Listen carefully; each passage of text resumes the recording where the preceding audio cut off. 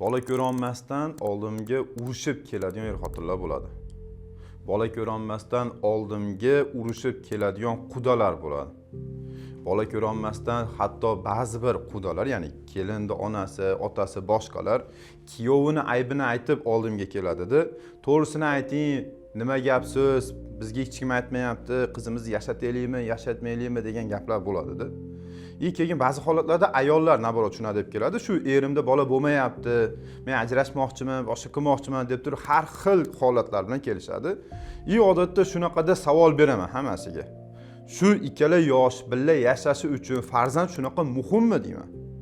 Agar er-xotin bir-birini tushunib yashasa, bir-birini podдержка qilsa, bir-birini yaxshi ko'rsa, bir-biriga mos bo'ladigan bo'lsa, bola ko'rish shunchalik muhimmi deb hayron bo'laman.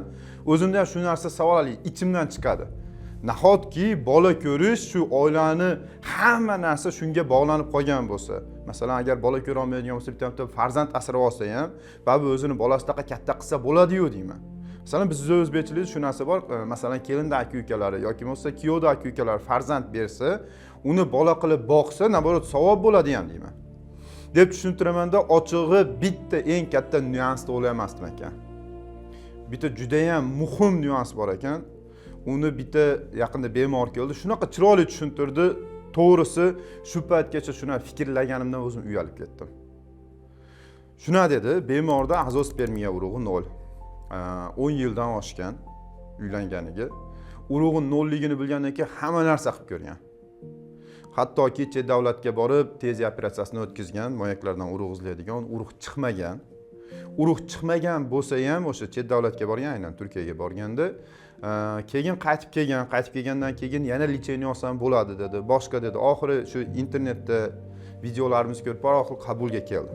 Qabulga keldida ancha gaplashib o'tirdik. Endi analizlarga qaraganimda moyakning hajmi kichkina, gormonlarda o'zgarishlar bor, o'zidan yoshligida har xil kasalliklar o'tgan.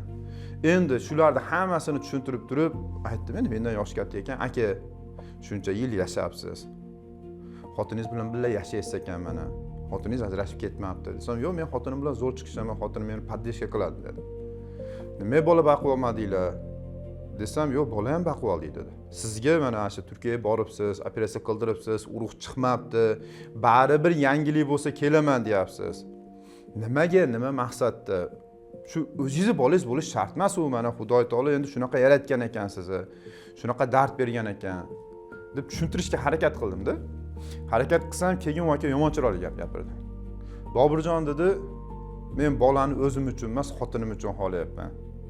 Men Xudoni menga bergan dardiga roziman, bo'ldi, ko'nib bo'ldim. Xudo meni shunaqa yaratgan ekan. Endi hammani har xil dard bilan yaratadi. Menga shunaqa hech kimga bilinmaydigan, hech kimga ko'rinmaydigan dard berib qo'yibdi dedi. Chunki bizi sohamizda shunaqa narsaki, masalan, qaysidir ko'zi ko'r odamni ko'rsangiz, uni bilasiz, ha, Xudo shunaqa yaratgan ekan deysiz, ko'chada o'zi bilasiz qanaqa dardi borligini. Yoki qaysidir odam qo'li yo'q tug'ilishi mumkin, yoki kar tug'ilishi mumkin, yoki boshqa muammo bilan tug'ilsa, uni o'zi aytish shart emas, kimdir aytish shart emas, yoki analizini ko'rish shart emas. U odamni tanishingiz ham shart emas-da. Hali odam haqida bilasizda, ha, demak Xudo shunaqa yaratgan ekan, shunaqa dardi bor ekan deysiz. Lekin bizning sohamizda shunaqa sohaki, hech kim bilmaydi.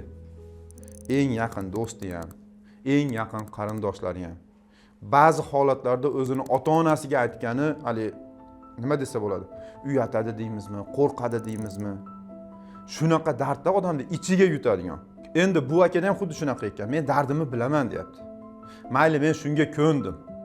Xudo meni shunaqa yaratibdi. Bundan bettarini bermaganiga Xudoga shukr.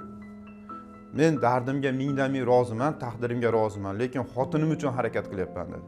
Nimaga xotiningiz uchun harakat qilyapsiz? Agar xotiningizni yaxshi ko'rsangiz, xotiningiz bilan birga yashasangiz, xotiningiz sizni yaxshi ko'rsa, yo yuzingizga soladimi yoki bo'lmasa qanaqadir kelishmovchiliklar bo'ladimi, so'radim endi, yaxshi gaplashib qoldik.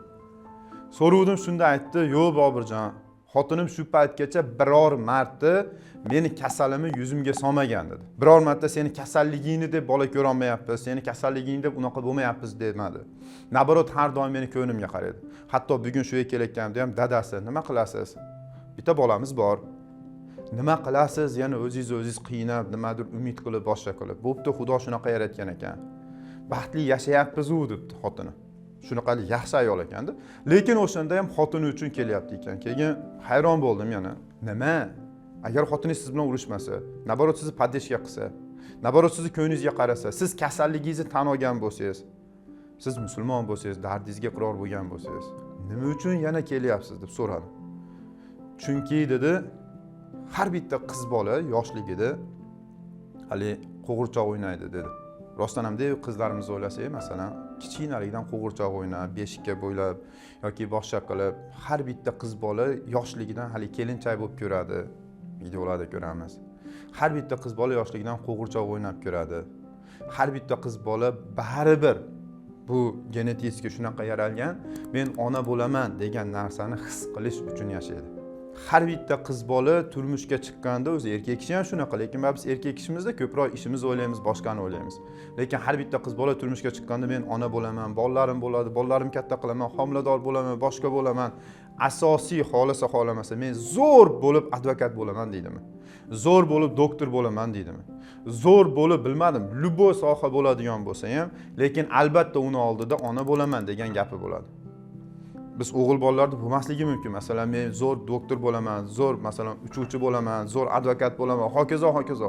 Kim bo'lsa ham zo'r bo'laman deydi, lekin haligini oldida ota bo'laman degan narsani qo'shmaydi, lekin ona bo'laman degan narsani har bitta qiz bola bu genofondida shunaqaki, men ona bo'laman degan narsani orzu qiladi, xohlaydi. Bu akani aytayotgan narsasi, men xotinimga shunchalik meni yaxshi ko'rgan, meni poddeshka qilgan, meni har doim kamchiligimni bekitgan. Meni shunday yaxshi xotinimga shu homilador bo'lishi, o'zi ona bo'lishi, o'zi emizishi, haqiqiy onalik nimaligini his qilishni bera olmaganimga xafaman dedi. Ya'ni bu yerda men bola ko'ra olmaganimdan emas, aynan o'zim xotinimga shu mendan eng katta kutgan narsasini bera olmaganiga xafaman. O'shan uchun ham men necha martalab aytdim xotinimga, qo'y xotin, ajrashaveraylik, boshqasiga teg, bolali bo'lasan desa, xotin jinnimisiz, nima deyapsiz? Men siz bilan u prosta, masalan, vaqtinchalik hayot uchun, boshqa narsa uchun erga tegmaganman sizga. Nima bo'lsa, siz bilan shu teng bo'laman deydi ekanda. Keyin to'g'risi yomon ta'sir qildi. Rostdan ham ta'sir qildi meni o'zimga, meni gaplarim xatoligi. Keyin tushunishga harakat qildim, nima uchun oilalar aynan farzandni deb ajrashayotganini. Balki men o'zimchasiga o'tirib, shunday ichini tushunmagan oilalar, ichini tushunmagan qanaqadir bilmadim, oldimga kelgan bemorlarni aslida asosiy maqsadi bu eri bilan urushish yoki bo'lmasa ayolida muammo bo'lsa, erkakda ayol bilan urushish va boshqa narsa emas, o'zi haqiqiy ona bo'lishni his qilishni xohlagan uchundir. Balki haqiqiy ota bo'lishni his qilishni xohlagan uchundir. Chunki ba'zan shunday holatlar bo'ladi. To'g'risi bana bugun ham bo'ldi. Ichim og'rib, g'alati bo'lib ketdim. Bemor keldi. Kecha kelganida bemor. Azospermiya urug'i 0. Urug'i 0 da meni oldimga bir oy oldin kelgan ekan, shu moyaklarning ichidan operatsiya qilib urug' izlaymiz. Operatsiyada agar urug' chiqadigan bo'lsa, eko orqali farzandli bo'lasiz deb aytgan ekanman bir oy oldin. Endi moddiy ahvoli hammaniki har xil. Operatsiyaga yarasha mablag'i yo'q ekan. Kecha keldi, qabulimga kelib turib, aka men o'zi mardikorchilik qilib pul topaman dedi. Shu moyaklardan urug' chiqish ehtimoli juda ham pastligini aytgan ekanman.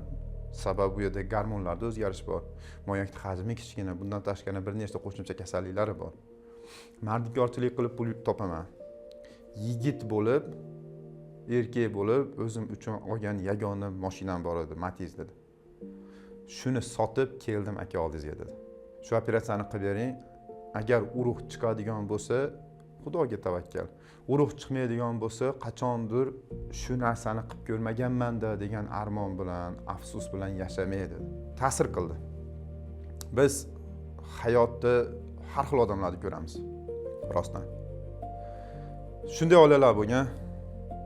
Oldimga kelin, kuyov, kelin ota-onasi, kuyov ota-onasi shunday o'tirishganda kelin tomon shart qo'ygan.